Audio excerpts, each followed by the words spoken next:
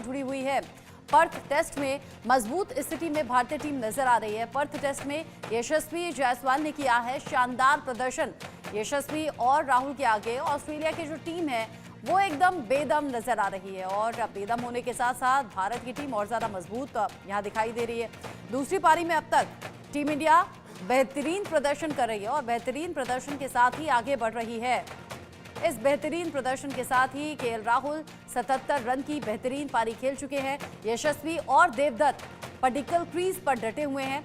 जिस तरीके से अभी तक का अपडेट है, पर्थ टेस्ट में यशस्वी जायसवाल के शानदार परफॉर्मेंस की बात भी हो रही है।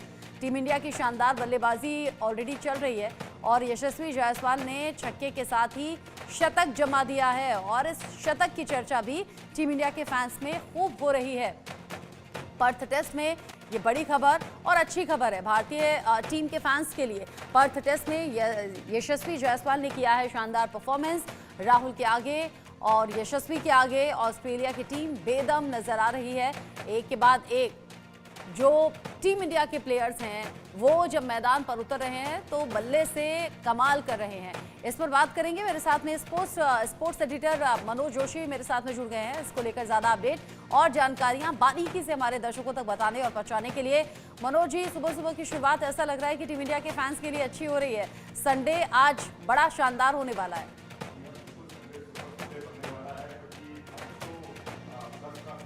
भारत का केवल एक विकेट गिरा है और वो आज गिरने वाला एकमात्र विकेट जो है वो केएल राहुल का था, लेकिन उससे पहले वो अपना काम बखूबी कर चुके थे। 70+ की उन्होंने पारी खेली और 200 की जो है भागीदारी की, पार्टनरशिप की उन्होंने यशस्वी जायसवाल के साथ। तो लीड 300 रन से ऊपर की हो गई है। भारत ड्राइविंग सीट पर है और मैं समझता हूं कि यहां से भारत जो है 400 रन भी अगर बनाता है तो यहां भारत के लिए सिर्फ एक जीत और ड्रॉ की संभावना बहुत कम रहेगी, लेकिन यहां से जीत ही हमें दिखाई दे रही है क्योंकि बल्लेबाज जिस तरह से खेल रहे हैं, जिस शैली से खेल रहे हैं, जिस तरह से उछाल लेती हुई पिच पर लाइन के पीछे आकर जो खेल रहे हैं सटीक तरीके से, जैसे कि केएल राहुल खेले, यशस्वी खेले और यशस्वी की जो पारी थी उसमें ताबड़तोड़ अंदाज भी था, पेशेंस भी था।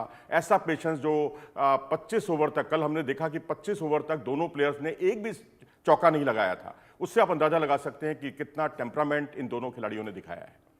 आपने बताया कि जो टेम्परामेंट और जो तालमेल दोनों प्लेयर्स का बना है उससे शानदार परफॉर्मेंस हमारी टीम इंडिया की मैदान पर नजर आ रही है। अच्छा मनोज जी, जब हार होती है या परफॉर्मेंस अच्छा नहीं होता तब भी मैं पूछती हूँ बारीकी से जरा बताइए रीजन क्या रहा। अब ये जो ओवरऑल बेहतरीन प्रदर्शन टीम इंडिया का बना हुआ है इसमें क्रेडिट आप किसे देंगे? देखिए, यशस्वी जायसवाल, केएल राहुल और उससे पहले जसप्रीत बुमराह और जो हमारी नई सनसनी है उनका प्रदर्शन भी बहुत अच्छा रहा। तेज गेंदबाजों का प्रदर्शन बहुत अच्छा रहा। तीनों गेंदबाज एक सनसनी के तौर पर उभर कर सामने आए। तो गेंदबाजों ने पहले भारत की बल्ले बल्ले की, जो गलतियां पहली पारी में भारतीय बल्लेबाजों ने की उन गलतियों से भारतीय बल्लेबाजों ने सबक सीखा दूसरी पारी में। अब इसका सबसे बड़ा उदाहरण है यशस्वी जायसवाल, जो 0 पर आउट हुए थे पहली पारी में और उसके बाद उन्होंने सैकड़ा लगाया, सेंचुरी बनाई। ऑस्ट्रेलिया में पर्थ में जाकर सेंचुरी बनाना बहुत चैलेंजिंग होता है क्योंकि क्या पिछली बार हमने देखा विराट कोहली ने सेंचुरी बनाई थी पिछले टूर में और उसी को कैरी फॉरवर्ड उस फॉर्म को उन्होंने किया। जहां तक बारीकी की बात है तो मैं कहूंगा कि दोनों ने अब जो है ये साबित कर दिया कि ओल्ड स्कूल ऑफ क्रिकेट कुछ नहीं होता। जैसी टीम की जरूरत हो उस हिसाब से आप खेलिए और कोई फायदा नहीं है कि अगर आप बेवजह आड़े तिरछे शॉट खेलें, रन गति को तेज बनाएं। भाई आप T20 नहीं खेल रहे, वनडे नहीं खेल रहे, तो मेरे ख्याल से सही शैली है। और यहां पर आप, क्योंकि गेंदबाजों की जो कोशिश थी आपको बैकफुट पर खिलाने की थी ताकि आप बैकफुट पर खेलें, स्क्वायर खेलें, सामने कम खेलें और जितना आप स्क्वायर खेलेंगे उतना फंसेंगे। लेकिन ये टेक्निक पर यशस्वी की पारी खास तौर पर मैं कहूँगा भारी साबित हुई। उनके तो ज़्यादातर शॉट ही स्क्वायर दिशा में गए, चाहे वो फाइन लेग या स्क्वायर लेग की दिशा में गए हों, चाहे वो पॉइंट की दिशा से होते हुए या थर्ड मैन की दिशा से उन्होंने काफ़ी शॉट्स खेले हैं।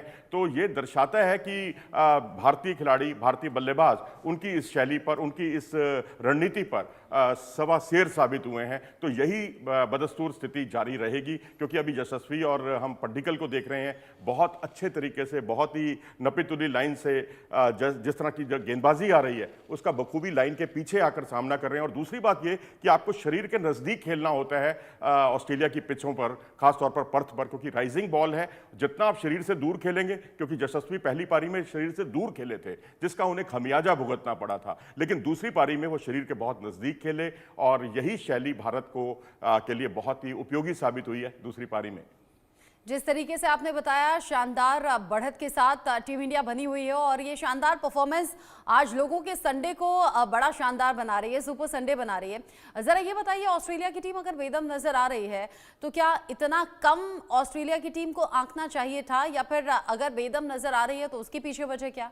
देखिए, ऐसा नहीं है कि उन्होंने गेंदबाजी अच्छी नहीं की, गेंदबाजी अच्छी की है, आला दर्जे की है, लेकिन हमारी शैली जो है, हमने आज ओल्ड स्कूल ऑफ क्रिकेट के हिसाब से चलते हुए जिस तरह से हमने स्कोर बनाया है, अपने कोई जोखिम नहीं उठाया और कोशिश भारत की यही थी कि आप बैकफुट पर स्क्वायर खेलते रहिए आराम से, कोई जोखिम नहीं उठाना। और क्योंकि अभी तीसरा ही दिन है, तीसरे दिन का लंच का समय अभी होने वाला है, तो ऐसी स्थिति में मैं समझता हूं कि हमारी जो समय के हिसाब से जो स्ट्रेटजी है, कंडीशंस के हिसाब से, वो कारगर साबित हुई है। और अगर आप देखें तो यशस्वी जायसवाल यही यशस्वी थे जो T20 क्रिकेट में पावर प्ले में ही अपनी हाफ सेंचुरी पूरी कर लिया करते थे, लेकिन यहाँ जिस तरह से उन्होंने कमिटमेंट दिखाया है, जिस तरह से टिक कर खेलने की अपना टेम्परामेंट के साथ साथ जहाँ हल्की गेंद उनको मिली वहाँ पर उन्होंने स्कोरिंग स्ट्रोक्स भी लगाए हैं। आज उन्होंने हैजलवुड पर जो छक्का लगाकर, आपने जैसा कि शुरू में जिक्र भी किया, अपनी सेंचुरी पूरी की। कल भी उन्होंने लॉन्ग ऑन की दिशा में एक शानदार छक्का लगाया था।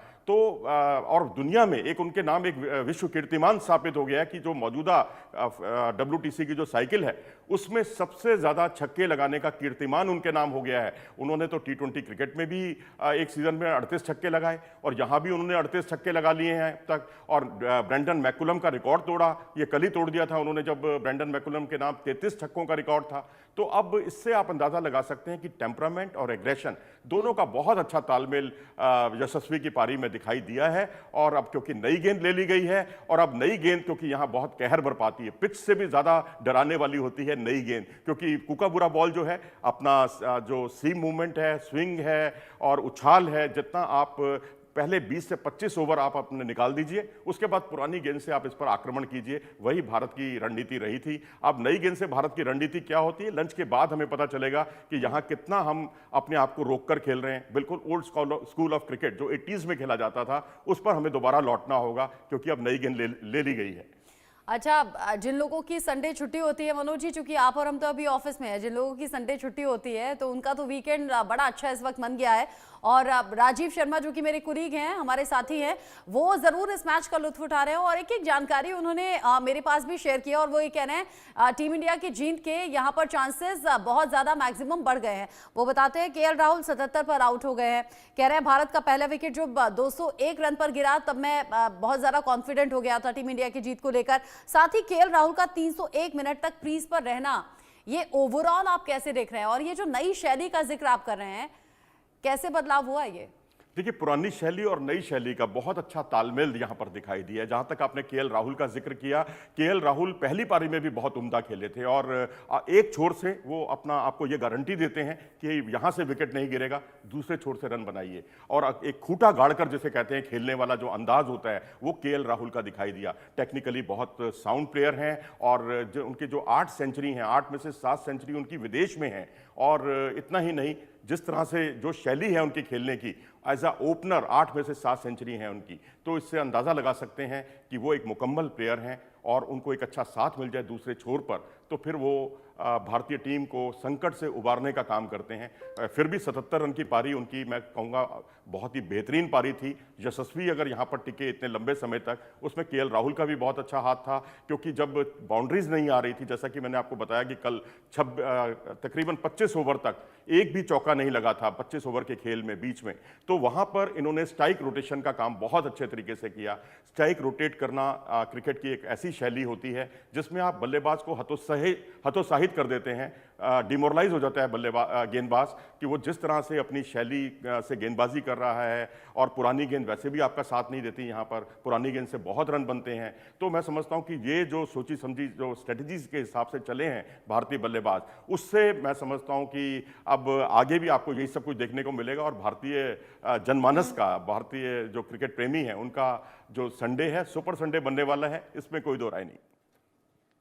जिस तरीके से आपने ओवरऑल टीम के बारे में अपना अनुमान बताया, अच्छा चूंकि प्रोफेशनली तो हमने टीम की बात कर ली, केएल राहुल के तो पर्सनल लाइफ में भी बड़ी खुशियां आने वाली हैं, पिता बनने वाले हैं, और इस बात की जानकारी उन्होंने खुद सोशल मीडिया पर शेयर भी की थी। तो ये भी एक उत्साह, उमंग और खुशी की वजह हो सकती है क्या, जिसका परफॉर्मेंस पर असर दिख रहा है? देखिए, यदि आप पर्सनल लेवल पर बहुत खुश होते हैं, कुछ बहुत ज़्यादा महत्वाकांक्षी होते हैं, कुछ आप अच्छे की उम्मीद करते हैं, वो रिफ्लेक्ट आपके कहीं ना कहीं पूरे व्यक्तित्व पर दिखाई भी देता है। लेकिन कुछ ऐसे भी खिलाड़ी होते हैं जो दोनों चीज़ों को बिल्कुल अलग रखते हैं। अब आप देखिए हार्दिक पांड्या कितने खराब दौर से पर्सनल लाइफ में उस दौर से गुजर रहे थे, लेकिन जब T20 वर्ल्ड कप आया तो मैं समझता हूं कि अगर वो ना होते तो शायद हम T20 वर्ल्ड कप ही ना जीत पाते। बल्लेबाजी हो, गेंदबाजी हो, उन्होंने अपना 100% दिया। तो मैं यही कहूँगा कि ये प्लेयर के माइंडसेट पर बहुत ज़्यादा डिपेंड करता है। अब केएल राहुल के लिए अगर आने वाला मेहमान लकी है तो हम भी उनका स्वागत करते हैं। अगर हार्दिक पांड्या विपरीत परिस्थितियों में शानदार प्रदर्शन करते हैं तो वो और भी ज़्यादा स्वागत योग्य बात है। ठीक है, अब जिस तरीके की परफॉर्मेंस है, सुपर संडे बनने की तैयारी हो गई है टीम इंडिया के फैंस के लिए। आगे भी हम उम्मीद करेंगे ऐसे ही बल्ले से कमाल होता रहे, यही शानदार परफॉर्मेंस टीम इंडिया की बनी रहे। मनोज जी, बहुत शुक्रिया स्टूडियो में आने के लिए और इस खबर पर विस्तार से जानकारी हमारे दर्शकों तक पहुंचाने के लिए। इंटरेस्टिंग हो गया है मुकाबला। एक छोटा सा ब्रेक यहाँ पर ले रहे हैं, लौट